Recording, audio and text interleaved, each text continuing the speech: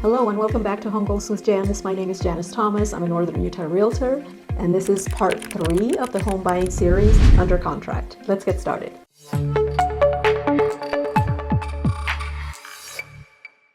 So you worked on the contract with your realtor, you signed it, you sent it off, and now you're done with those negotiations and your price and terms have been accepted. So congratulations, take a day to celebrate. This is a big deal. Go out to dinner, just really get excited because the real work is about to begin. Right after you celebrate, your realtor is going to give you some homework to do. We're going to ask you to pick a title company if you have a preference. They're escrow agents and they're usually led by an attorney who handle all of the paperwork for the sale. If you don't have a preference on a title company, then your agent can help you out and recommend a title company. We'll be writing an earnest money check, so that amount that you said that you would put down on your contract, you will be expected to pay that right away. It could be paid by check or by wire transfer. You should be able to see a document called Seller's Disclosures. This is a form that the sellers are required to fill out, telling you anything that might have been wrong with the home so that you can review that and know the history of the home and any repairs. It's sort of like the Carfax report for a home, but the information is coming from the sellers themselves and the experience that they had during the time they lived in the home. You'll be required to sign those seller's disclosures, and that just tells your agent that you've read them and you know the history. Then right after that, you're going to have your due diligence period.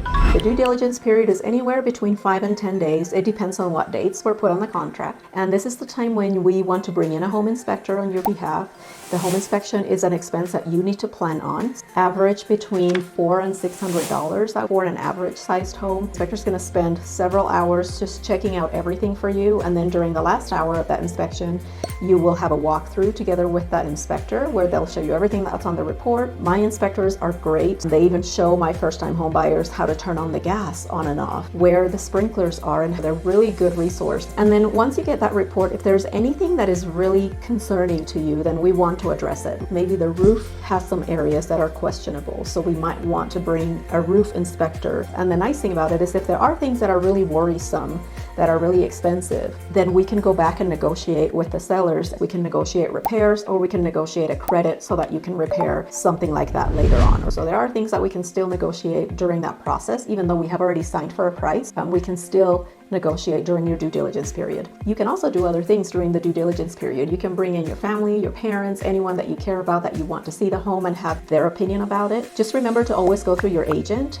to be able to get access to the home. Once the due diligence period passes, then we enter the financing and appraisal. And this is the time where myself and your lender are going to be working closely together, and obviously you'll be involved too because you'll need to provide a lot of documentation for the lender and for the underwriting team. It's a third-party team that looks at your finances to make darn sure that you qualify for that loan. During that time, there will also be an appraisal done on the home, and this is another expense that's going to add up for you. It could be anywhere north of $500. It depends again on the size of the home. The certified appraiser is going to come in and give you the value of the home. That's going to be sent to the lender. Again, that is another period of time when we can go back and negotiate with the seller if the appraisal comes back too low. So if the appraisal comes back low, then that means that the lender can only let you borrow up to that amount. If you buy a house for $400,000 and it appraises for $375,000, then the lender's going to base your loan off of that $375,000, which is kind of a bummer. So unless the seller agrees to bring the price down, then it'll be your responsibility to come up with the $25,000 at closing. If you can't do that or are not willing to do that, you are able to back out of that contract and still get your earnest money back. So once the financing and appraisal is done, then your lender will give you the clear to close. At that point, we set up an appointment with the title company and we go together and we close on your home. At that point, you can get your keys and get moved in. So that's it for part 3. Make sure you stay tuned for part 4, closing and recording. See you then. Hey guys, thanks again for watching. I appreciate your support. If you like this content, if you like my style, if you like the step-by-step approach, go ahead and subscribe. Let me know if you have questions. If you know of anyone buying or selling in Utah, I would love to be a resource.